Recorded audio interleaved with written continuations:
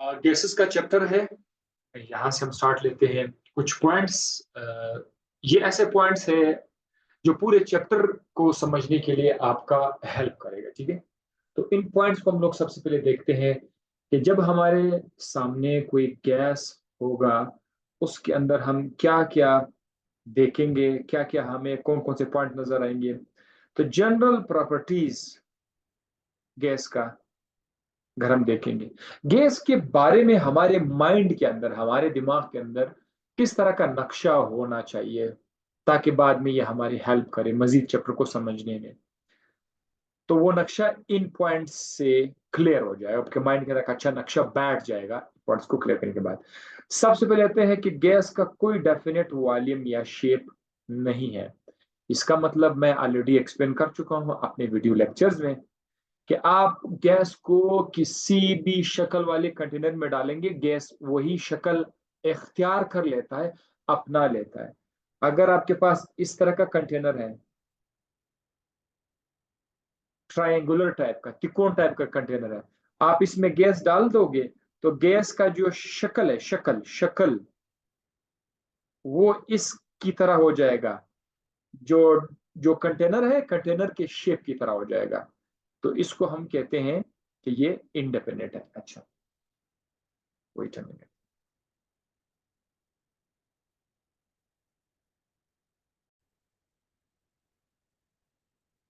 Right, सो ये था indefinite, indefinite shape के हवाले से। शेप चेंज करता है अपने आप को। और वॉल्यूम भी इनडेफिनेट है, यानी डेफिनेट नहीं है। इसका मतलब क्या है कि आप उसको किसी भी वॉल्यूम वाले कंटेनर में डाल दोगे, ये वॉल्यूम भी उसी कंटेनर का अपना लेते हैं। सपोज ये यहाँ आपके पास 1 लीटर का कंटेनर है, आप इसके अंदर गैस डाल दोगे तो गैस ये सारा का सारा कंटेनर ऑक्यूपाई कर लेगा, पूरा कंटेनर में छा जाएगा। तो कंटेनर का जो वॉल्यूम है वो गैस का वॉल्यूम हो जाएगा। आपका कंटेनर 1 लीटर वाला कंटेनर है, जब आप इसके अंदर गैस डालोगे तो कंटेनर का वॉल्यूम गैस का हो जाएगा। हाँ जी। अब देखिए जरा, एक और कंटेनर लेते हैं, उसका वॉल्यूम 2 लीटर है। आप यही गैस जो आपने 1 लीटर वाले डब्बे में डाला हुआ, आप उसको यहाँ पे इसके अंदर डाल दें। सॉरी। तो इससे क्या होगा कि गैस ये सारा का सारा कंटेनर ऑक्युपाई करेगा। अब इसका वॉल्यूम 2 लीटर हो जाएगा, हालांकि आपने कोई नया गैस नहीं लाया है, बस वही गैस है। क्यों? क्योंकि गैस अपने आप को एक्सपेंड करता है। So this is the reason कि इसका वॉल्यूम भी डेफिनेट नहीं है और शेप भी डेफिनेट नहीं है।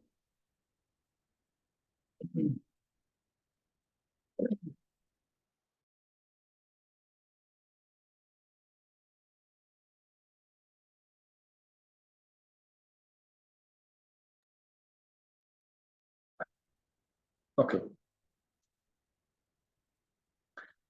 Third is occupy all available space. ये बात डिस्कस हो चुकी है कि गैस आप जिस कंटेनर में डाल दोगे, वो कंटेनर में जितना भी स्पेस है, ये सारा का सारा स्पेस क्या करता है, ऑक्युपाई कर लेता है। Gas bubbles through liquid due to low density. अगर आप किसी लिक्विड के अंदर अगर आप किसी लिक्विड के अंदर गैस डाल दोगे तो गैस क्या करेगा, उसे बबल अप करके बाहर आ जाएगा। ठीक है, वजह क्या है कि गैस का जो डेंसिटी है वो कम है, तो वो लिक्विड की डेंसिटी से उसकी डेंसिटी कम है, तो वो लिक्विड के अंदर अगर आप डालोगे तो लिक्विड के अंदर रहता नहीं है, बाहर आ जाएगा। तो this is the reason.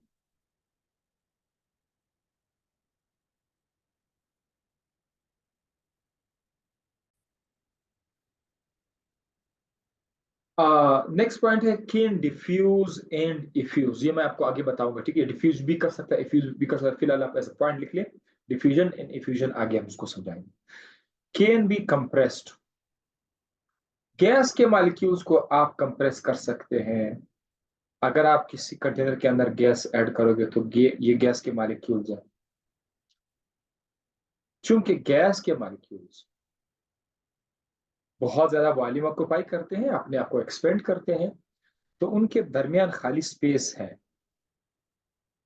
That is called empty space. Empty space की वजह से ये चांसेस है कि आप इसको दबाओ, कंप्रेस कर सकते हो। आप यहाँ पर इसके ऊपर कोई ढक्कन डाल दोगे, ठीक है, इसको ऊपर से आप कंप्रेस कर दो, तो ये आप कंप्रेस करोगे तो ये ऐसा होगा, इसके मॉलिक्यूल्स एक दूसरे के करीब आएंगे क्योंकि स्पेस है। आपने ये वाला जो इसका ढक्कन था वो आपने कंप्रेस कर दिया, आपने गैस को दबाया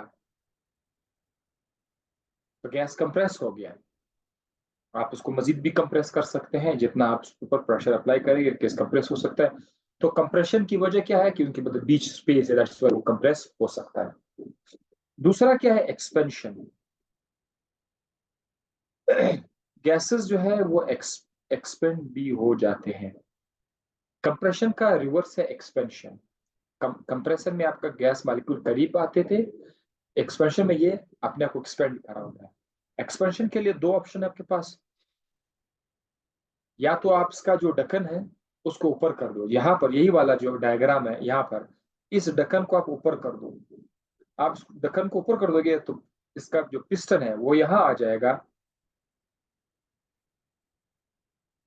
इससे क्या होगा, गैस मॉलिक्यूल वही के वही नहीं रहेंगे, गैस मॉलिक्यूल्स एक्सपेंड हो जाएंगे। तो एक ये तरीका है।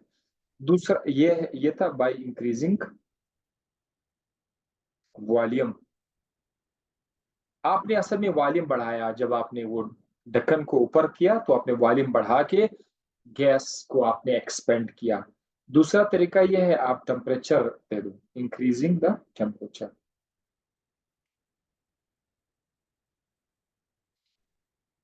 टेम्परेचर बढ़ाने से भी गैस एक्सपेंड हो जाता है। आप हीट कर दो तो ये एक्सपेंड हो जाएगा, एक्सपेंड होता जाएगा, ठीक है।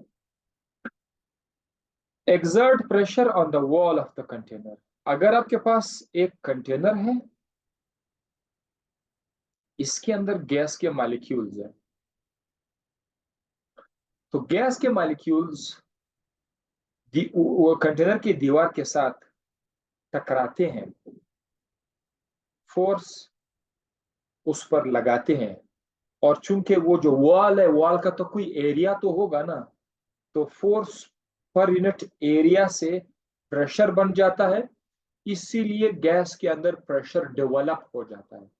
गैस के अंदर प्रेशर कैसे प्रोड्यूस होता है, उसका जवाब है कोलिजन, टकराव। क्योंकि गैस के मॉलिक्यूल्स आपस में भी टकराते हैं और कंटेनर के दीवार के साथ टकराते हैं, तो उनके अंदर प्रेशर प्रोड्यूस हो जाता है। So exert pressure on the wall of container, container की दीवार पर प्रेशर अप्लाई करते हैं ड्यू टू कोलिजन। एक जगह गैस मॉलिक्यूल एक जगह रहते नहीं है, ये आगे पीछे ये मूव कर लेते हैं, मुख्तलिफ तरह के मोशन हमने पढ़े थे, ठीक है। रोटेशनल मोशन है, ट्रांसलेशन मोशन है, वाइब्रेशनल मोशन है, वो सब इसके अंदर है। ये भी बड़ा स्पेशल पॉइंट है कि वीक इंटरमॉलिक्यूलर फोर्सेस। अगर एक कंटेनर हम देख लें, उसके अंदर एक मॉलिक्यूल अगर देखें, ये एक मॉलिक्यूल, ये दूसरा मॉलिक्यूल है, इन मॉलिक्यूल के दरमियान इंटरमॉलिक्यूलर फोर्स हम तफसील से लिक्विड वाले चैप्टर में इस पे बेस कर चुके हैं। तो ये जो इंटरमॉलिक्यूलर फोर्स है, IMF, इंटरमॉलिक्यूलर फोर्स, ये गैस की शक्ल में बहुत वीक होगा। यही वजह है कि गैस के मॉलिक्यूल्स दूर दूर है। यही वजह है कि लिक्विड में ये इंटरमॉलिक्यूलर फोर्स स्ट्रांग है।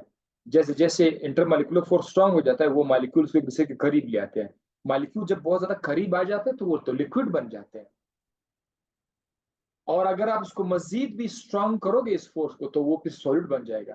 सो दुनिया में जो मैटर है मोस्टली तीन हालतों में है, गैस की शक्ल में, लिक्विड की शक्ल में, सॉलिड की शक्ल में। ये कौन डिटरमाइन करता है, ये nature of intermolecular force determine करता है। इंटरमॉलिक्यूलर फोर्स है जिसने हमारी इस दुनिया में किसी चीज को गैस बनाया हुआ है, किसी को लिक्विड और किसी को सॉलिड। अगर आप गैस देखते हैं, उसके अंदर इंटरमॉलिक्यूलर फोर्सेस वीक है, लिक्विड में वो रिलेटिवली स्ट्रांग हो जाता है गैस के मुकाबले में, सॉलिड में वो उससे भी स्ट्रांग हो जाते हैं। सो दिस इज वाई ये पॉइंट बहुत इंपॉर्टेंट है, weak intermolecular forces. Unit of pressure, pressure का क्या यूनिट है? जब हम इस चैप्टर में जाएंगे या फिजिक्स में कहीं पर भी, प्रेशर को हम नापते जिस तरह आप वजन को नापते हैं कि भाई वजन किलोग्राम है, ग्राम है, माइक्रोग्राम है, मिलीग्राम है, छोटा यूनिट बड़ा यूनिट हर चीज का होता है ना।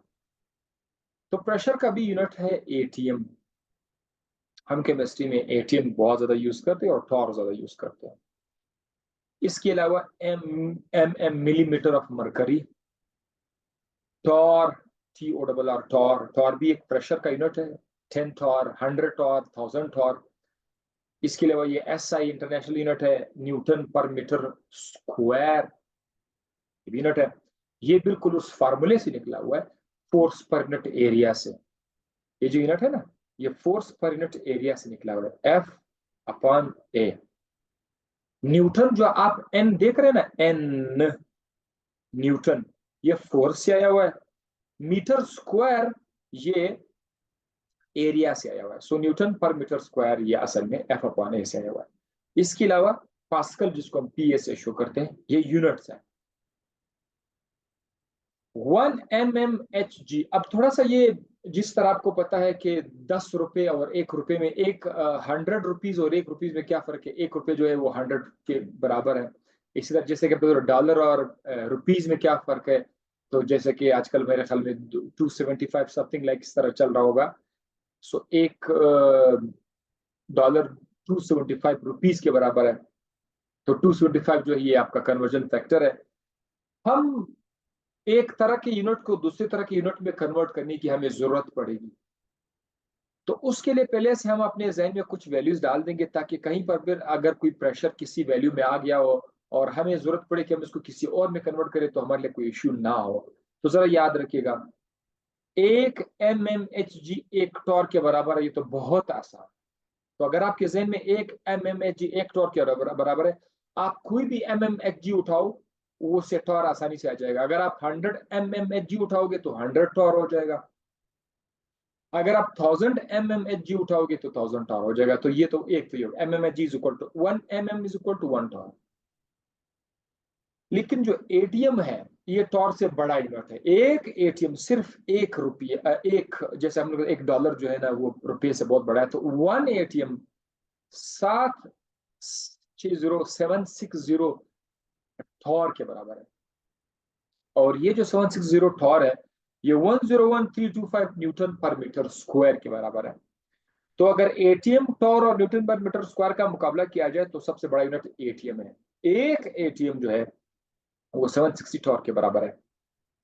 अच्छा, अगर आपको ये पता है कि 760 टॉर एक एटीएम बनाते हैं, अब अगर कोई शख्स आपको कोई दूसरा वैल्यू दे दे, 1000 टॉर दे दे, 100 टॉर दे दे, आप उसको बड़े आराम से एटीएम में कन्वर्ट कर सकते हैं। लेकिन एक चीज का ख्याल रखिएगा,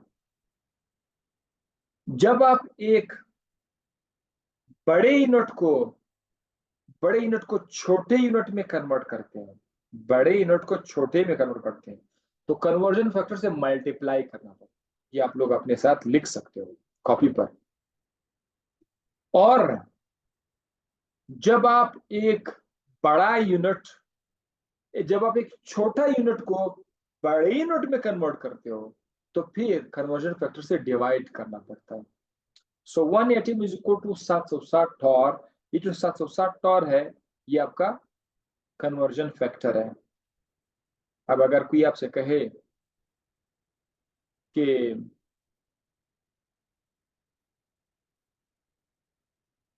1520 टॉर को कन्वर्ट कर दो एटीएम में,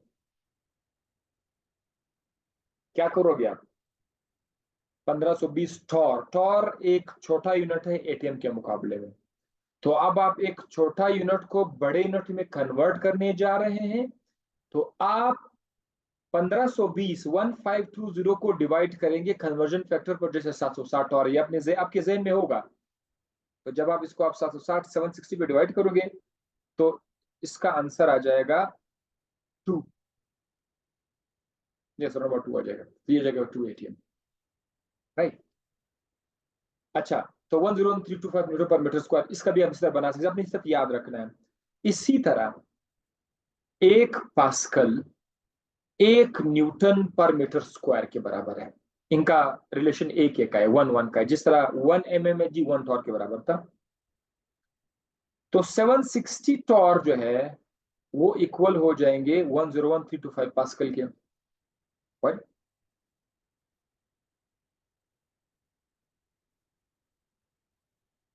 यानी आप ये भी कह सकते हैं कि 101,325 पास्कल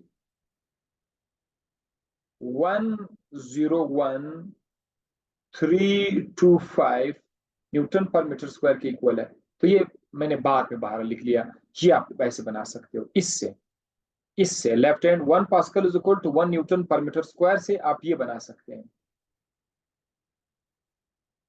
कि अगर 1 pascal 1 newton per metre square के बराबर है तो 101,325 pascal 101,325 metre per metre square की इक्वल होगा। अब अगर आप टॉर और पास्कल को आपस में लाना चाहते हैं तो टॉर और पास्कल को आप किस तरह लाओगे कि 760 टॉर जो है 760 टॉर ये आपका 101,325 पास्कल की इक्वल है। तो यहां पर भी आपके पास ये वैल्यू आ गई। अब आप कहीं पर भी कोई भी पास्कल को आप टॉर में कन्वर्ट कर सकते हो, टॉर को पास्कल में, पास्कल को आप एटीएम में भी कन्वर्ट कर सकते हो अगर आप सोचो। ठीक है, तो मैं इसे कुछ एमसीक्यूज भी आपके लिए फिर बना दूंगा वैसे। अब देखो यहाँ पर एक एटीएम 760 टॉर्क की इक्वल है, या दोबारा आ गया। और साथ साथ एक और यूनिट भी है प्रेशर का, वो है P S I, pound square inch इसको बोलते हैं, pound square inch, P S I.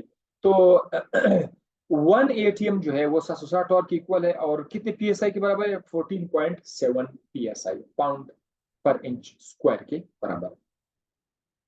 ये यूनिट्स वैल्यूज याद आप कर लो, इसका स्क्रीनशॉट ले लो, ये जैसे भी इसको याद करो, जब याद हो जाएगा कल आपके लिए कोई इशू नहीं रहेगा। मुझे याद करने की जरूरत नहीं है, मैंने एग्जाम नहीं देना, आपने देना है। ठीक है, तो जब जरूरत पड़ेगा तो मैं बड़े आराम से एक कन्वर्जन फैक्टर याद करके किसी भी शक्ल में मैं इसको कन्वर्ट कर सकता हूँ। गैस लॉज, गैस लॉज जैसे कि बॉयल्स लॉ, चार्ल्स लॉ, आगे हम पढ़ेंगे। चार्ल्स लॉ पढ़ेंगे, ग्राम्स लॉ पढ़ेंगे, डाल्टन लॉ पढ़ेंगे, बहुत सारे लॉज है गैस के। ये गैस लॉज आए क्यों? ये इनके आने का मकसद क्या है? To explain the uniform behaviour of gas. जब आप गैसेस ले लेते हैं, डिफरेंट गैसेस ले लेते हैं, उनके ऊपर एक्सटर्नल कंडीशन चेंज कर लेते हैं। एक्सटर्नल कंडीशन चेंज करने से गैस के अंदर भी तब्दीली आ जाएगी। तो जो तब्दीली गैस के अंदर आती है एक्सटर्नल कंडीशन को चेंज करने से, इस पर इसको मैंने वीडियो में ज्यादा वजाहत की हुई है फर्स्ट ईयर के उसमें केमिस्ट्री में। आप लोगों के लिए ओपन एक्सेस है, कोई आपको रोक नहीं सकता, आप जाके देख सकते हैं। उससे क्या होता है कि गैस की जो अंदरूनी बिहेवियर है वो भी चेंज हो जाता है जब आप एक्सटर्नल कंडीशन चेंज करेगा। एक्सटर्नल कंडीशन का मतलब ये है कि बाहर से आपने टेम्परेचर चेंज किया, प्रेशर चेंज किया, वॉल्यूम वगैरह वगैरह। इससे क्या होता है? गैस का बिहेवियर भी चेंज होता है। लेकिन ये जो चेंज ऑफ बिहेवियर है ये बड़ा यूनिफॉर्म होता है। आप कोई भी गैस उठा ले, वो बिहेवियर यूनिफॉर्म रहता है। आपने गैस ए लिया, गैस बी लिया, गैस सी लिया, 3 तरह की डिफरेंट गैसेस हैं। आपने ए का कंडीशन चेंज कर दिया और एक्सटर्नल कंडीशन चेंज कर दिया, उसका जो अपना इंटरनल कंडीशन था वो चेंज हो जाता है। सपोज कितना चेंज हो जाता है? जब मैं जैसे एक नंबर लगाता हूँ, ये स्टेटमेंट आपको बताने के लिए, to explain the uniform behaviour of gas, students नहीं समझ सकते हैं, लेकिन आपको मैं यहाँ बताता हूँ। गैस ए का आपने कंडीशन चेंज कर दिया, कंडीशन चेंज करने से आपको कुछ वैल्यूज मिल जाती है, सपोज 10 मिल जाती है। अब आप कोई दूसरा गैस ले ले बी, वो कोई दूसरा गैस है, उसका भी आपने उसी तरह का कंडीशन चेंज कर दिया, उसके कंडीशन चेंज करने से उसका आंसर भी 10 आ रहा है। ये तीसरा गैस है सी, उसको अगर आपने कंडीशन सेम उसी तरह से चेंज कर दिया, उसका भी आंसर सेम आ रहा है। आंसर क्या है? बस ये उसका इंटरनल चेंज है, वो इंटरनल चेंज सेम आ रहा है। This is called uniform behaviour. मिसाल के तौर पर इसको एक और अंदाज में, प्रेशर बढ़ाने से वॉल्यूम कम हुआ, प्रेशर बढ़ाने से वॉल्यूम कम हुआ। एक गैस है, आपने कोई दूसरा गैस उठा लिया, उसका आपने प्रेशर बढ़ाया, उसका भी वॉल्यूम कम हुआ। बिहेवियर सेम हो ना, यूनिफॉर्म बिहेवियर शो करता है, डिफरेंट गैसेस है सेम बिहेवियर शो कर रहा है। तो इस चीज को एक्सप्लेन करने के लिए, यूनिफॉर्म बिहेवियर ऑफ गैस को एक्सप्लेन करने के लिए गैस लॉज है। एक तो ये आपको मैंने बताना था। अब गैस लॉज का डेफिनेशन क्या है? एक है व्हाट, एक है why. What is gas law? तो आपको नीचे डेफिनेशन बताओ। Why there is gas law? तो उसका जवाब आपको पहले से मिल गया, व्हाई एंड व्हाट दोनों का जवाब आपको मिल गया। व्हाट का जवाब क्या है? कोई गैस आप उठा लेते हैं, कंटेनर के अंदर ही होगा, उस कंटेनर में उस गैस का वॉल्यूम जरूर होगा, उस गैस का अपना टेम्परेचर होगा, उस गैस का प्रेशर होगा, उस गैस की कोई अमाउंट होगी, कोई अमाउंट, जिसे हम लोग मोल्स में लेते हैं, ठीक है, अमाउंट।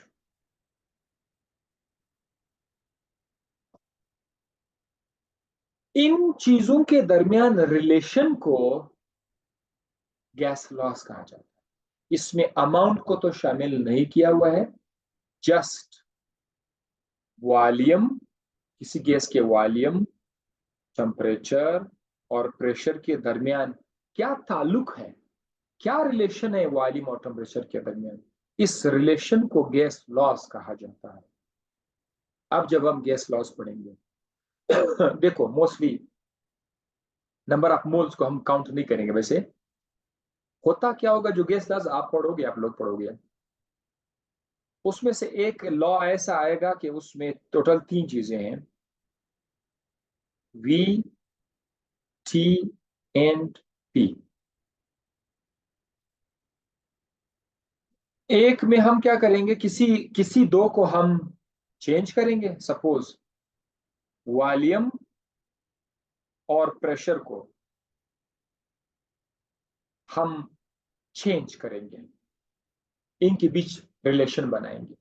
जो टेम्परेचर होगा उसको हम कांस्टेंट कर देते हैं, किसी एक को हम कांस्टेंट कर देते हैं, बाकी दो को चेंज करते हैं, इससे गैस लॉज बन जाते हैं। ऐसे पहला गैस लॉ आएगा, बॉयल्स लॉ, उसमें आपको पता चल जाएगा कि इन तीन में से एक कांस्टेंट है, बाकी दो को चेंज करना है, ठीक है। अब ऐसा भी हो सकता है कि वॉल्यूम, टेम्परेचर, प्रेशर में हम ऐसा भी तो कर सकते हैं कि इन वॉल्यूम और टेम्परेचर को हम चेंज करेंगे और प्रेशर को हम कांस्टेंट करेंगे। सो एनी हाउ तीन में से दो को चेंज करेंगे, एक को कांस्टेंट करेंगे, इनसे एक एक लॉ बन जाएगा। जैसे बॉयल्स लॉ में रिलेशन होगा वॉल्यूम और प्रेशर के दरमियान, बॉयल्स लॉ में जो ताल्लुक होगा वो वॉल्यूम और प्रेशर के दरमियान होगा, उसमें टेम्परेचर कांस्टेंट होगा। अगर आपसे कोई पूछे कि नंबर ऑफ मोल्स का भी कोई जिक्र है, तो जनाब नंबर ऑफ मोल्स भी हम लोग वैसे कांस्टेंट रखते हैं, ठीक है। जिक्र आपको बुक में नहीं, लेकिन उसको एन इज आल्सो कांस्टेंट रखते हैं, एन नंबर ऑफ मोल्स। कोई भी गैस आप एट अ टाइम स्टडी कर रहे थे, तो उस गैस का एक खास मोल आपने या एक मोल लिया होगा या 10 मोल लिया होगा, लेकिन जो भी होगा उस मोल को लेकर आप मजीद उसको चेंज नहीं कर रहे होगे तजर्बे के दौरान। ये जो दूसरा रिलेशन है जिसमें आपने वॉल्यूम और टेम्परेचर को चेंज किया लेकिन उसमें प्रेशर कांस्टेंट है, ये आपका चार्ल्स लॉ होगा। चार्ल्स लॉ, हम तफसीलन इस पे बात करेंगे, चार्ल्स लॉ पे भी, बॉयल्स लॉ पे भी। लेकिन ये आपको बताना था कि गैस लॉज क्यों आए, गैस लॉज क्या है, और रिलेशन हम कैसे बनाते हैं। तो relation is mostly between the volume, temperature and pressure. के साथ साथ आप नंबर ऑफ मोल भी याद रखिए, एक लॉ ऐसा भी है जिसमें आप नंबर ऑफ मोल सामने आ ही जाएगा आखिरकार। बॉयल्स लॉ की तरफ आप सबसे पहले आते हैं। बॉयल्स लॉ क्या है? ये वो लॉ है जिसमें रिलेशन हम बनाते हैं, relation is between the pressure P and volume V। और temperature and number of moles constant रहेंगे। इसको लिखते कैसे हैं? रिलेशन है, हाँ मैं मानता हूं कि रिलेशन है, प्रेशर पी और वॉल्यूम के दरमियान रिलेशन है। किस तरह का रिलेशन है? रिलेशन हमने पढ़ा था, दो तरह का रिलेशन होता है, एक डायरेक्ट है, एक इनवर्स रिलेशन है। तो यहां पर प्रेशर और वॉल्यूम के दरमियान जो रिलेशन है वो इनवर्स है। तो इनवर्स रिलेशन लिखने के लिए आप प्रोपोर्शनलिटी का निशान तो लिखोगे, वो तो वैसे भी डायरेक्ट में भी आएगा। इनवर्स में रखने के लिए वन अपॉन की शक्ल में लिखना होगा। राइट साइड को आप वन अपॉन या लेफ्ट साइड को वन अपॉन की शक्ल में लिखोगे। तो अगर मैं इस v को वन पे डिवाइड करूंगा, वन अपॉन वी कर दूंगा, अब जो वॉल्यूम और प्रेशर है ये इनवर्स प्रोपोर्शनल है। अपनी जबान में कैसे लिखोगे, कैसे बोलोगे? Pressure is inversely proportional to the volume. अब यहाँ पर ब्रैकेट में आप ये लिख सकते हैं कि number of moles N and temperature is equal to constant. अगर आप इनको कांस्टेंट नहीं करोगे तो आपका बॉयल्स लॉ नहीं रहेगा, फिर ये बॉयल्स लॉ नहीं कुछ और रहेगा। चले, ये बाकी रूल्स आपने पढ़े हैं कि जब भी आप प्रेशर को ये जो निशान ना प्रोपोर्शनलिटी का निशान जब भी आप खत्म करोगे तो कांस्टेंट आएगा। तो अगर और इसकी जगह इक्वल का निशान आएगा तो P is equal to, proportionality का निशान गायब, कांस्टेंट लगेगा। हम एक कांस्टेंट लगाएंगे और वन अपॉन वी अभी भी आप इस तरह लिख सकते हैं। बेहतर ये होगा कि अगर हम मैं इसको इस तरह लिख दे कि P is equal to K upon V, अब ये एक अच्छा शक्ल होगा, P is equal to K upon V. हम इस फॉर्मूले से एक और डेफिनेशन बनाएंगे। वो कैसे? कि अगर इस वॉल्यूम को मैं इक्वेशन के लेफ्ट साइड पर लिया हूं तो बनेगा, क्या बनेगा? Pressure multiply by volume is equal to K. अब यहां पर हमारे पास एक और डेफिनेशन बना कि product of pressure and volume, product of pressure and volume is equal to constant, is equal to constant। क्या मतलब है इसका? P V is equal to K। इसका मतलब ये है कि अगर आपके पास गैस है, आपने टेम्परेचर कांस्टेंट किया हुआ है, नंबर ऑफ मोल कांस्टेंट है, फिर आप इसका छेड़छाड़ करोगे। कैसे? आपने किसी गैस का प्रेशर को चेंज कर दिया, ज्यादा कर दिया। सपोज उसकी वैल्यू 2 है, 2 थी, आपने उसको ज्यादा करके 4 बना दिया। इस इधर लिख लेता हूं, यहां पे लिख देते हैं। प्रेशर है, शुरू में 2 था, आपने उसको ज्यादा कर दिया, डबल कर दिया है, 2 से उसको 4 कर दिया। तो शुरू में वॉल्यूम जो था, चलो मैं उसको पी को मैं P1 कर देता हूँ, P1 is equal to 2। Volume को मैं 1 करता हूँ, शुरू में वॉल्यूम था 10 डेसीमीटर क्यूब। जब आपने प्रेशर को P1 से P2 करके डबल कर दिया तो वहां पर वॉल्यूम अपने आप को 10 से कम करके 5 पे लाएगा।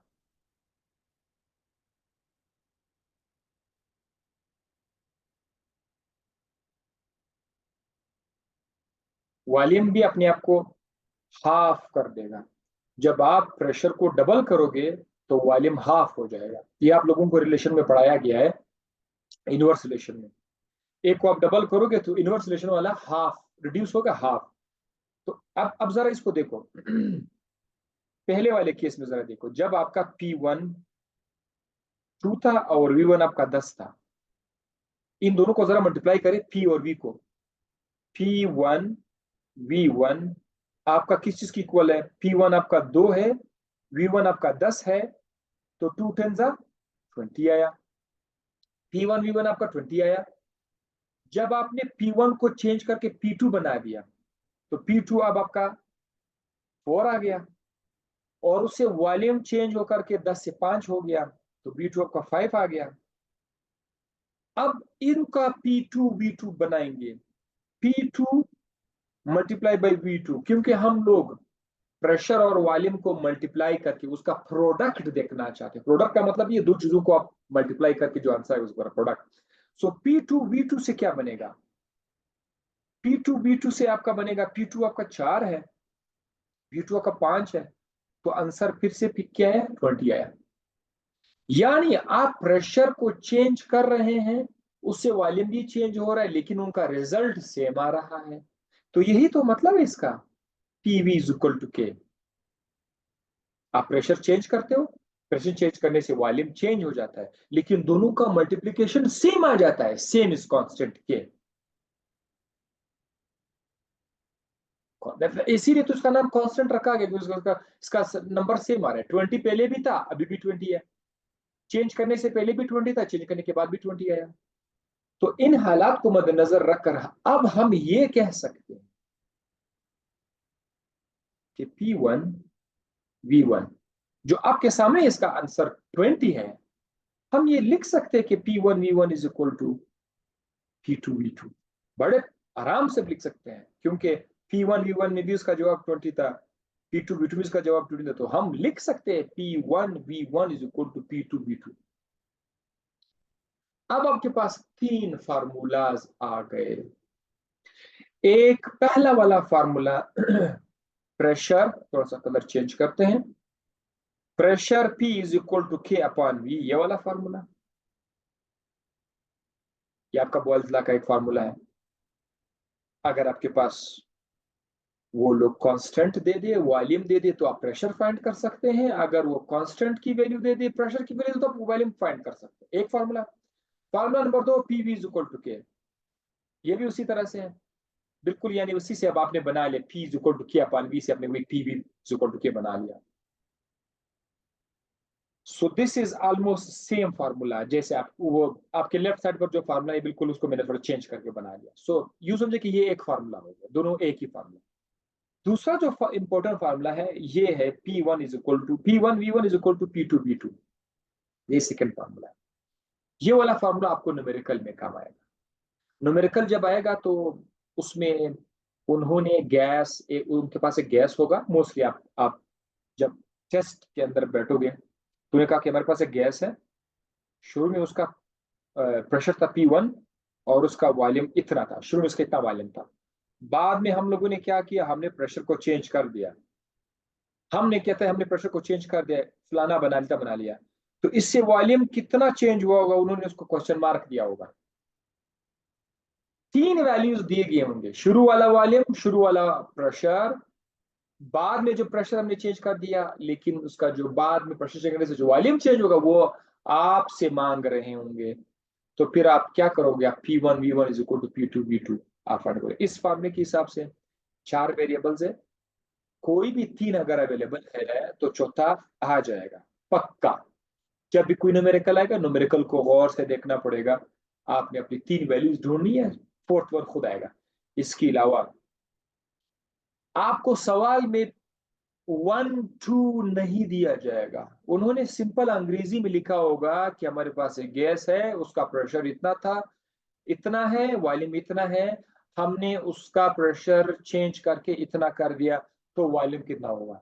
उन्होंने अंग्रेजी जबान में लिखा होगा P1 V1 P2 V2, आपने देना है, आपने समझना है कि ये P1 है, ये P2 है। कहीं गलती ना हो जाए आपसे कि किसी नंबर को जो P1 होना था आप उसको P2 कर दोगे। तो इस चीज में बहुत ख्याल रखना पड़ेगा। मैंने बहरहाल न्यूमेरिकल इसके भी किए हुए हैं, फर्स्ट ईयर की केमिस्ट्री में एक्सेस आपको मिल चुका है, आप वहां से देख सकते हैं। बॉयल्स लॉ का ग्राफिकल एक्सप्लेनेशन की तरफ आते हैं। ग्राफ से बहुत ज्यादा इंपॉर्टेंट है इसका एक्सप्लेनेशन। देखिए, इसको मैंने यहां पर मैंने आपकी आसानी के लिए प्रेशर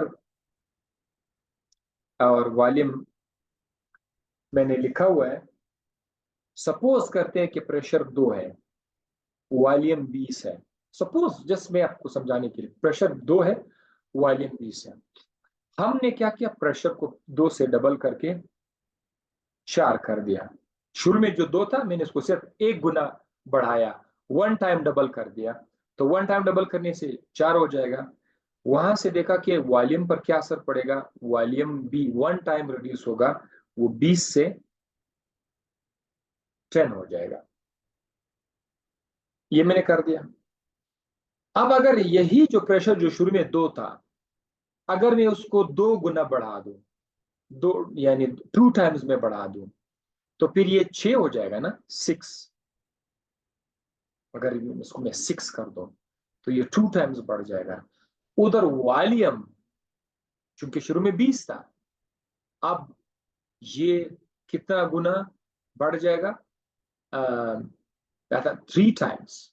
1 मिनट, 2 से आपने उसको डबल करके 4 कर दिया, जस्ट आपने डबल कर दिया, फिर आपने उसको 6 कर दिया, तो आपने उसको 3 गुना आपने बढ़ा लिया, 6 आप 3 गुना आ जाएगा, ठीक है, 3 टाइम्स। अगर आप 6 करोगे तो ये 3 टाइम्स हो जाएगा।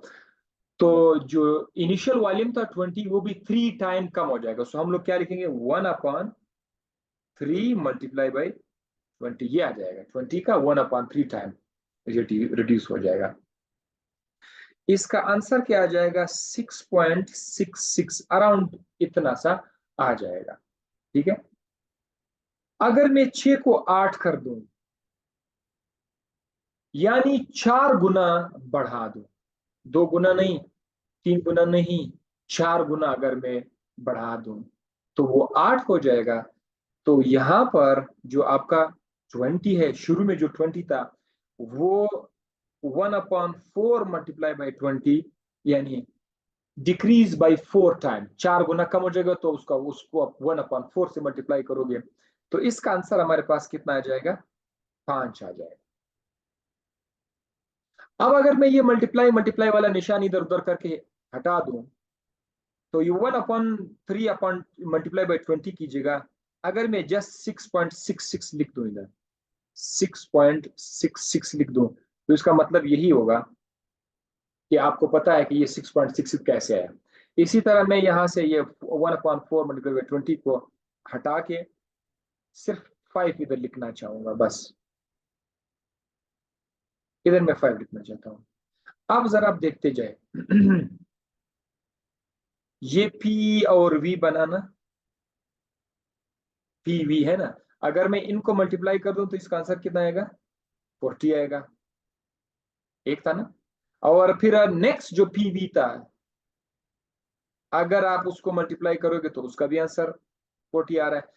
मजे की बात यह है कि आप प्रेशर चेंज कर रहे हैं, प्रेशर चेंज करने से वॉल्यूम चेंज हो रहा है, लेकिन मजे की बात उसमें सबसे इंपॉर्टेंट बात यह है कि इनका रिजल्ट चेंज नहीं हो रहा है। सो 40 फिर भी 40 आ रहा है, 6 और 6 को ये भी अराउंड अराउंड 40 ही आएगा, 39.9 समथिंग आएगा तो 40 कर देंगे। इसी तरह 8 और 5 जो है, इसका आंसर भी क्या आएगा, 40 आएगा। इसका अगर हम ग्राफ बना लें प्रेशर वॉल्यूम का, अगर प्रेशर आपका एक्स एक्सिस पर प्रेशर है, वाई एक्सिस पर अगर आपका वॉल्यूम है, तो मैं प्रेशर के लिए हम यहाँ पर 2 लिख लेते हैं। सपोज ये जगह 0 है, ये जगह 2 है, ये जगह 4 कर लेते हैं इसको, इस जगह को 6 कर लेते हैं, और ये वाला जो जगह है इसको 8 कर लेते हैं। इसी तरह प्रेशर में यहां से स्टार्ट कर लेते हैं 20, 10, 6.66 एंड 5, ऐसा। अब आप जरा देखिए, शुरू शुरू में ये 2 का प्रेशर जब था, 2 का जो प्रेशर था, ये है आपका पी, उस पर वॉल्यूम सबसे ज्यादा 20। तो हम यहां से एक डॉट लिखेंगे, ये वाला जो डॉट होगा, तो जरा चेंज करता हूँ, चलो ये वाला जो डॉट है, मैंने आपके सामने एक डॉट लिखा हुआ है। इस डॉट का मतलब क्या है, इस डॉट का मतलब ये है कि ये डॉट एक्स एक्सिस पे भी टच कर रहा है, वाई एक्सिस को भी टच कर। मैं आप लोगों के लिए एक बार टच कर दूंगा समझाने की खातिर, बाकी डॉट्स मैं आपको नहीं समझाऊंगा। हर डॉट ग्राफ में 2 वैल्यूज को शो कर रहा है, इस डॉट पे 2 वैल्यूज है, यानी ये डॉट जो है ये एक्स एक्सिस पे भी फॉल कर रहा है, यानी 2 का प्रेशर पर वॉल्यूम, अब इसको ना आप लेके जाओ स्ट्रेट लाइन जेड जो वाई एक्सिस पर इसको टच कर दो, तो वाई एक्सिस पर ये 20 को टच कर देगा, तो ये 1.2 और 20 को शो कर रहा है, यानी प्रेशर 2 पर वॉल्यूम 20 है। इसी तरह अगर आप प्रेशर को डबल करोगे, 4 कर दोगे तो वॉल्यूम कम होकर के 10 पर आ जाएगा। तो यहां पर आपको डॉट मिलेगा। इस तरह करते करते आपको बहुत सारे डॉट्स मिल जाएंगे। लेकिन मैं जो आपको अभी समझाने जा रहा हूं कि जब हम अच्छे तरीके से ग्राफ खींचेंगे, ओरिजिनल ग्राफ कैसे आएगा ये तो मैं आपको समझा चुका था, ठीक है। अभी मैं डॉट्स आपके नीचे आ रहा है, आप प्रेशर बढ़ा रहे हैं, डॉट्स आपके नीचे आ रहे हैं। तो जो ओरिजिनल ग्राफ है वो कुछ इस तरह से होगा।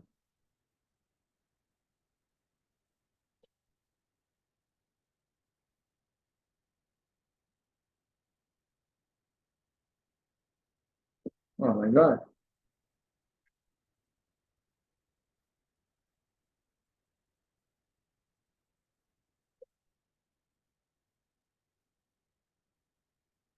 आपको इस तरह का एक कर्व नजर आएगा, सॉरी अभी सही नहीं बनाया, लाइक दिस। क्या हो रहा है?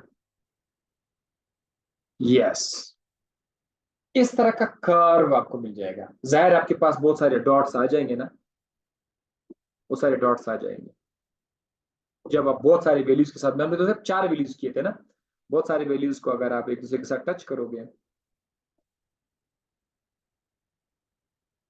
डॉट्स, आपको बहुत सारे डॉट्स आ जाएंगे। फिर हे एक एक डॉट को आप अपने साथ टच करेंगे तो आपको एक लाइन नजर आ जाएगी, एक कर्व लाइन आपको नजर आएगी, कर्व लाइन। ये जो कर्व लाइन है इसको नाम दिया जाएगा आइसोथर्म। और ये किसकी निशानी है? ये स्ट्रेट लाइन ही है। देखो अगर आप इस तरह कर लेते, एक्स एक्सिस वाई एक्सिस पर अगर आपको इस तरह का एक स्ट्रेट लाइन आता ना, तो वो डायरेक्ट प्रोपोर्शनलिटी का निशान होता। ये इनवर्स प्रोपोर्शनलिटी का निशान है कि प्रेशर और वॉल्यूम जो है वो डायरेक्ट नहीं है, वो इनवर्स रिलेशन है। तो इसीलिए इसका लाइन है, इसका आइसोथर्म। आइसो का मतलब है सेम, थर्म का मतलब है हीट या टेम्परेचर। चूंकि ये तजर्बा आप लोग सेम टेम्परेचर पे कर रहे हैं यानी कांस्टेंट टेम्परेचर पर कर रहे हैं, तो इसीलिए इसका नाम आइसोथर्म रखा गया है। एक तो ये आपने याद रखना, ये बॉयल्जा की निशानी है। इसके अलावा अब हम थोड़ा और छेड़छाड़ करेंगे, हम चेक करेंगे कि यार अगर हम ये तजर्बा किसी और टेम्परेचर पर परफॉर्म करें, किसी और टेम्परेचर पर, यानी टेम्परेचर अभी शुरू में 0 डिग्री से, सपोज ये तजर्बा आपने 0 डिग्री सेंटीग्रेड पे कर दिया। अगर हम टेम्परेचर को बढ़ाएं, 25 डिग्री सेंटीग्रेड पर कर दें, क्या होगा टेम्परेचर बढ़ाने से? सपोज आपका T1 छोटा है T2 से, यानी T1 आपका 0 डिग्री सेंटीग्रेड है और T2 आपका 25 डिग्री सेंटीग्रेड है। ग्राफ पे क्या असर पड़ेगा? तो सुन लो गौर से, इसी जगह पर मैं आपको दिखा दूं, इसी ग्राफ पर मैं आपको दिखाऊंगा। जब आप टेम्परेचर इंक्रीज करोगे 0 से 25 तक, फिर आप उसको मजीद चेंज नहीं करना है, अपने टेम्परेचर को वैसे कांस्टेंट रखना है। 25 करने के बाद आपने 25 ही पर आपने तजर्बा करना है। अब आपका 25 कांस्टेंट टेम्परेचर है, प्रेशर चेंज करो, वॉल्यूम चेंज करो, प्रेशर चेंज करो, वॉल्यूम चेंज करो, करते जाओ करते जाओ करते जाओ, फिर से आपको ग्राफ आएगा, वो भी कर्व होगा। और exactly that will be a curve. लेकिन वो जो कर्व होगा वो एक नया कर्व होगा। उसका स्टार्टिंग कहां से होगा? वो यहां से स्टार्ट होगा।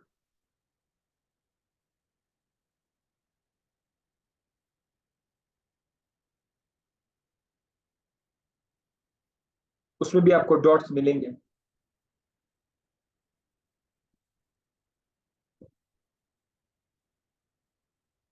एक नया कर्व आपको मिलेगा, बिल्कुल वो भी इस तरह का आइसोथर्म होगा। ये तो ठीक है, तो सर हाँ।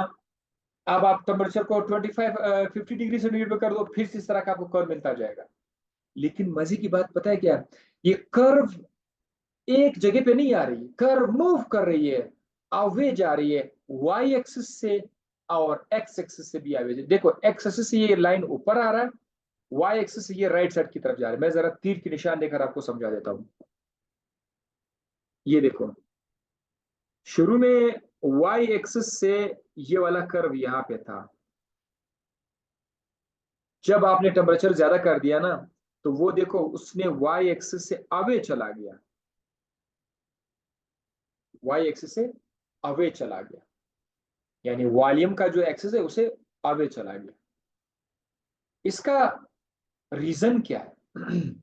हाई टेम्परेचर पर तो इसका रीजन ये होता है कि ये आगे क्यों चला गया फ्रॉम बोथ एक्सिस। ये आप लोगों ने नोट करना है। Away from both axis it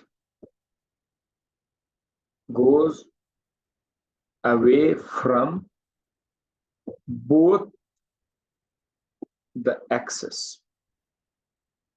both axis।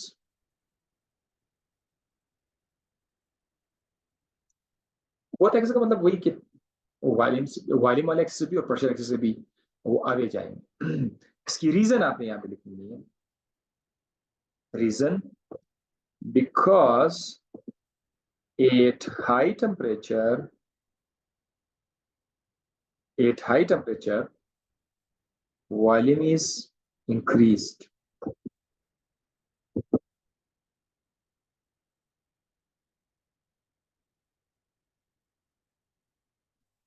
Volume is increase. तो इस बार आप का जो नया जो आइसोथर्म आ रहा है उसका डॉट देखो, वो आपको ऊपर नजर आएगा। ठीक है, सो वॉल्यूम इज इंक्रीज।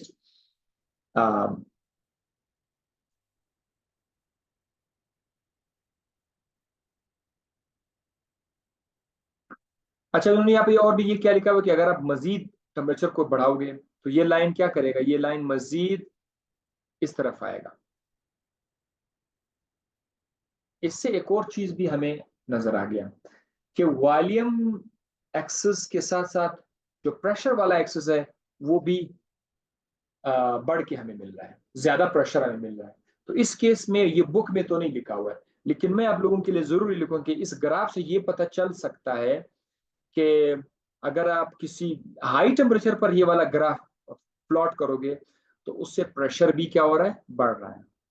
ये मेंशन नहीं है लेकिन हम लोग लिखेंगे प्रेशर ऑल्सो इंक्रीजेस। आप गौर कर सकते हैं डॉट्स पर। जैसे कि मैं आपको एक मिसाल में आपको बताऊं, T1 पर आपका पहला डॉट, T1 पर आप अपना पहला डॉट को जरा नीचे ले आए। ये आपका पहला डॉट है, जैसे कि मैं वहां पे देख सकता हूं पहला डॉट। ये आपको यहां पर जो भी प्रेशर होगा वहां पर वो कर रहा है। T2 पर जब आपने प्रेशर पर, वहां का जो पहला डॉट है वो यहां पे फॉल कर रहा है। तो जाहिर है एक्स एक्सिस पर जो दूसरा डॉट फॉल कर रहा है उसकी वैल्यू तो ज्यादा है। तो दैट इज वाई यहां से आप कह सकते हैं कि प्रेशर भी बढ़ रहा है हाई टेम्परेचर। राइट, बुक में जस्ट उन्होंने लिखा हुआ है कि वॉल्यूम इंक्रीज हो रहा है। सो बहरहाल ये पॉइंट मैं अपने से आपको मैं बता रहा हूँ, मैं लिखवा रहा हूँ, क्योंकि जब मैं इसके ऊपर सोचता हूँ, मैंने जब इसके ऊपर कोजिटेट किया, मैंने सोचा कि ये पॉइंट्स राइट, चलो एक तो पॉइंट ऊपर जा रहा है तो अलग बात है, ठीक है, और राइट एक्सिस पे जा रहा है, राइट पे जा रहा है इसका मतलब हाई प्रेशर है जब ये राइट पे मूव कर रहा है। अच्छा, इसके अलावा हम मजीद क्या करने जा रहे हैं, हम एक और ग्राफ बनाएंगे प्रेशर और इनवर्स ऑफ द वॉल्यूम के बीच। प्रेशर और इनवर्स ऑफ द वॉल्यूम यहां पर बनाते हैं, यहां पर बनाते हैं प्रेशर। इस ग्राफ को फिलहाल छोड़ दो, ये ग्राफ ए है, ये ग्राफ बी है, ये ग्राफ सी है। जरा देखिए ग्राफ बी पर आ गया, प्रेशर और वन वॉल्यूम के नहीं, 1/v के दरमियान वॉल्यूम का इनवर्स। वॉल्यूम का इनवर्स का मतलब ये है, सपोज आपके पास शुरू में वॉल्यूम है 10, फिर ये हो गया 5, और फिर ये हो गया 3, फिर ये हो गया 2। जब इनवर्स का होगा तो 10 की जगह आप सबसे कम लिखोगे। इनवर्स का मतलब ये आपने इस तरह से लिखना है, 10 की जगह आपने सबसे कम लिखना है, बस ये काम। अगर आप प्रेशर और इनवर्स ऑफ वॉल्यूम के दरमियान फिर ग्राफ खींचोगे तो फिर आपको क्या मिलेगा, एक स्ट्रेट लाइन मिलेगा, गेट अ स्ट्रेट लाइन।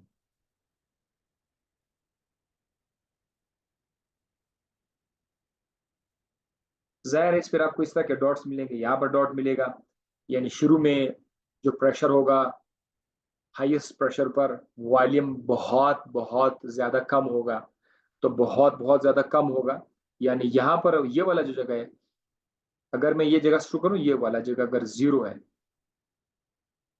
ये वाला जीरो प्रेशर को तो शो करता है कि प्रेशर जीरो है, लेकिन यहाँ जीरो का मतलब है वॉल्यूम सबसे ज्यादा है। आप लोगों ने ये गलती अपने उसने कहा है, 1/V जब जीरो पे पहुंच जाएगा ना, तो उसका मतलब है मैक्सिमम वॉल्यूम, राइट। सो ये जगह शो कर रहा है जीरो प्रेशर को और मैक्सिमम वॉल्यूम को शो कर रहा है, मैक्सिमम वॉल्यूम को शो कर रहा है। तो जब आप स्टार्ट करोगे डॉट्स लगाना शुरू करोगे, आपके यहाँ एक दूसरा डॉट इधर आ जाएगा, यानी आपने क्या किया, आपने प्रेशर को कम कर दिया, प्रेशर को कम करने से वॉल्यूम थोड़ा ज्यादा हो जाएगा, वो फिर यहाँ डॉट आएगा, फिर यहाँ पर एक और डॉट आप लगाओगे, प्रेशर आप मजीद कम करोगे, वॉल्यूम और ज्यादा हो जाएगा, लेकिन इसका 1/V कम हो रहा है, वॉल्यूम है असल में वॉल्यूम ज्यादा हो रहा है, लेकिन 1/V कम हो रहा है, तो लाइन आ रहा है इस तरह नीचे की तरफ आ रहा है। ये डॉट्स आते आते आखिरकार ये जो पूरा लाइन है, जाहिर आप डॉट्स को बाद में मिलाएंगे, ये स्ट्रेट लाइन तो मिल जाएगा। स्ट्रेट लाइन से क्या मतलब है, स्ट्रेट लाइन से, स्ट्रेट लाइन का मतलब ये है कि P डायरेक्ट प्रोपोर्शनल है 1/V के। 1/V को अगर आप ओवरऑल देखोगे, V नहीं, 1/V के साथ अगर आप P को देखोगे तो ये डायरेक्ट रिलेशन है, लेकिन अगर आप जस्ट वॉल्यूम और प्रेशर को देखोगे तो फिर ये इनवर्स रिलेशन है। So that is why P और 1/V का जो लाइन है वो स्ट्रेट लाइन है, वो डायरेक्ट रिलेशन, राइट। एक तो ये मैंने बता दें कि ये स्ट्रेट लाइन क्यों आया। दूसरा, इसमें दूसरी बात क्या है कि ये लाइन जीरो पर आके आखिरकार जब ये जीरो को टच करता है ये लाइन, इसका मतलब क्या है कि जीरो को टच करने, जीरो को टच करने का मतलब ये है, जीरो को टच करने का 8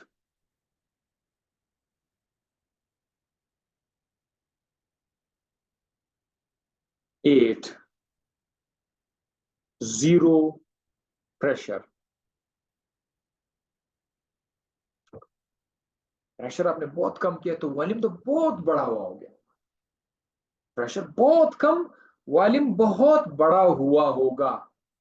8 0 pressure, the volume will be so high, the volume will be so high, इतना ज्यादा होगा that it's reciprocal या inverse, that its reciprocal या inverse is zero।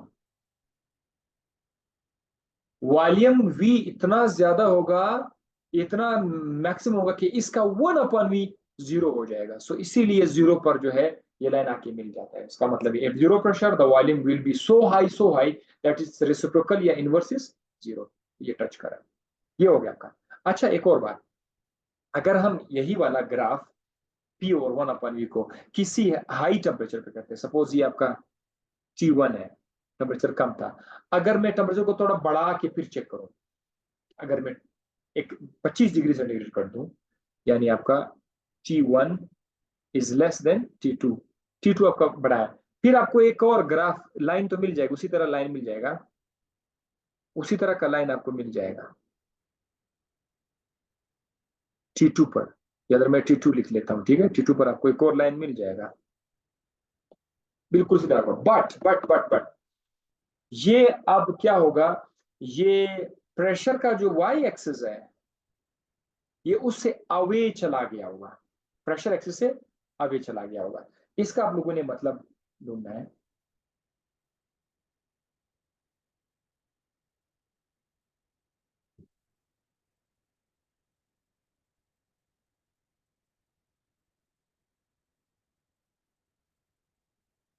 Closure to the pressure axis, oh sorry, this is closer to the pressure axis. अगर मैं T2 को T2 अगर आपका बड़ा है तो जो सेकेंड लाइन आएगा, this was my mistake, it will be closer to the pressure axis, ये इस तरफ आएगा T2। अब ये प्रेशर एक्सिस के करीब होगा। इसका मतलब क्या हो सकता है, फिर से आप बताएं।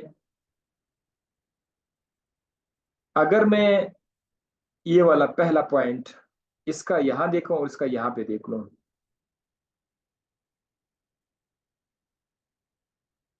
ये यहां पे ड्रॉप कर रहा है, ये यहां पे ड्रॉप कर, इसका पहला पॉइंट 1/V यहां पर कम है लेकिन वॉल्यूम ज्यादा है। जो T2 वाला लाइन मैंने ड्रॉप कर दिया वॉल्यूम ज्यादा है, लेकिन T1 का 1/V तो ज्यादा है लेकिन उसका V कम है। इसका मतलब ये है V कम है, V कम है। इसका मतलब है कि जब आपने टेम्परेचर को बढ़ाया, टेम्परेचर को बढ़ाने से वॉल्यूम बढ़ जाता है, तो दैट इज वाई आपको T2 वाला लाइन प्रेशर की तरफ आपको मिला, वॉल्यूम बढ़ जाता है। सो मैं ये कहाँ भी लिखूं, ये लिख देते हैं यहाँ पर 8 T2, T2 पर जो कि ज्यादा है T1 से, the graph line, the graph line will be will be closer to pressure axis। MCQs इधर से बन जाते हैं, भैया से पूछा जाएगा तो आपको पता होना चाहिए कि ये किस तरह प्रेशर एक्सिस के करीब होगा। रीजन क्या होगा, रीजन खुद लिखो यार, मैंने बता दिया, ठीक है, हम टाइम कम करने के लिए। अच्छा, सी ग्राफ जो है, इस यहां पर हम लोग एक और ग्राफ बनाएंगे। इसमें क्या है कि एक्स एक्सिस पर हम लोग प्रेशर को लिख लेते हैं, प्रेशर पी, और वाई एक्सिस पे क्या लिख लेते हैं, पीवी, प्रोडक्ट लिखते हैं, पीवी। पीवी आपको पता है पीवी क्या है। प्रेशर को हम जीरो से उठा के चेंज कर सकते हैं, 10 20 20 30 40, हम ये वो कर लेंगे, प्रेशर आप चेंज करते जाइए। जैसे मैंने आपको पहले कहा था कि अगर आप बॉयल्स लॉ में प्रेशर चेंज करोगे, बॉइलिंग चेंज हो जाएगा लेकिन उसका पीवी की वैल्यू चेंज नहीं होगी। सपोज 0 1 2 3 4, सपोज यहां पर 4 है, 5 6 7, सपोज पीवी की वैल्यू है। आपने शुरू में आपका प्रेशर 0 था, तो पीवी की वैल्यू हमने सपोज करते हैं कि पीवी की वैल्यू यहां पर 4 था। हमने प्रेशर, जस्ट मैं आपको आसानी के लिए बता, प्रेशर हमने चेंज कर 0 से 10 पे लाया, सपोज 0 से 10 पे लाया। प्रेशर चेंज करने से वॉल्यूम ऐसा चेंज हो जाएगा कि उसका पीवी चेंज नहीं होगा, तो 4 ही रहेगा। तो वो डॉट आप मजबूर है आपको उसके सामने ही लिखना होगा क्योंकि पीवी चेंज नहीं हो रहा है। फिर आप यहां पर आ गए, आपने प्रेशर को जो है 20 कर दिया, तो 20 करने से आपका पीवी वही 4 के 4 पे है। ऐसा करते करते प्रेशर आप चेंज करते जाएंगे, आपको डॉट्स मिलते जाएंगे, डॉट्स मिलते जाएंगे, बहुत सारे डॉट्स मिलेंगे। आप इन तमाम के तमाम डॉट्स को आपस में मिलाएंगे। अब आपको ग्राफ का एक नया लाइन यहां से भी मिल जाएगा, मुख्तलिफ तरह के लाइन मिल रहे हैं, कर्व मिल रहे हैं, सीधे मिल रहे हैं, एक ऐसा स्ट्रेट लाइन भी आपको मिलेगा। बट दिस इज, ये किस तरह का स्ट्रेट लाइन है, it is parallel to the pressure axis, या एक्स एक्सिस के साथ पैरेलल है, वाई एक्सिस के साथ परपेंडिकुलर है लेकिन एक्स एक्सिस के साथ पैरेलल है। ये कैसा लाइन है, parallel to pressure axis, parallel to pressure axis. इस लाइन का मतलब क्या है, ये लाइन ना तो ऊपर जा रहा है, ये लाइन ना तो नीचे आ रहा है, बिल्कुल प्रेशर एक्सिस के साथ पैरेलल लाइन आ रही है। इस तरह की लाइनें जब आ जाते हैं उसको बोलते हैं कांस्टेंट है। ये चीज, जब चीज कांस्टेंट हो ना, ऊपर ना नीचे, ना ज्यादा हो रहा है ना कम हो रहा है, बिल्कुल पैरेलल लाइन आ रहा है, this is always showing constant. So parallel to pressure means PV is equal to constant. इस ग्राफ का की जो वैल्यू है, अच्छा इसको फर्दर टेम्परेचर पे हमने वो नहीं किया हुआ है। अगर आप उसको मुख्तलिफ टेम्परेचर पे करोगे, जस्ट उसमें से एक ही जस्ट ये शामिल है कि एक आपको एक स्ट्रेट लाइन मिलेगा। इसकी अहमियत मैं आपको आइडियल गैस और रियल गैस में बताऊंगा। आइडियल गैस बताऊंगा, आइडियल गैस क्या है, रियल गैस बताऊंगा वो भी क्या है। एक आइडियल गैस और रियल गैस के दरमियान क्या फर्क है, वो इस लाइन से हम उसका पता लगाएंगे इंशाल्लाह। जब ये टॉपिक आ जाएगा तो आप पहले से याद रखिएगा, ये जो ग्राफ है जिसमें प्रेशर और पीवी के दरमियान जो ग्राफ है, जहां हमें एक स्ट्रेट लाइन मिलता है, इसी स्ट्रेट लाइन को देखकर हम देखेंगे कि कौन सा गैस अपने आप को आइडियल बना रहा है, कौन सा गैस आइडियल के करीब है, कौन सा गैस आइडियल से बहुत दूर है, कौन सा गैस आइडियल है, कौन सा गैस नहीं है, वो इस लाइन से हम पता करेंगे। याद रखिएगा कि आपका जो बॉयल्स लॉ है, जो आप अभी पढ़ रहे हैं,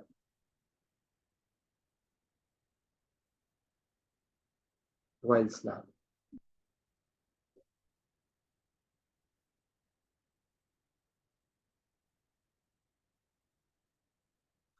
बॉयल्स लॉ आपका एप्लीकेबल है किस पर, किस किस गैस पे?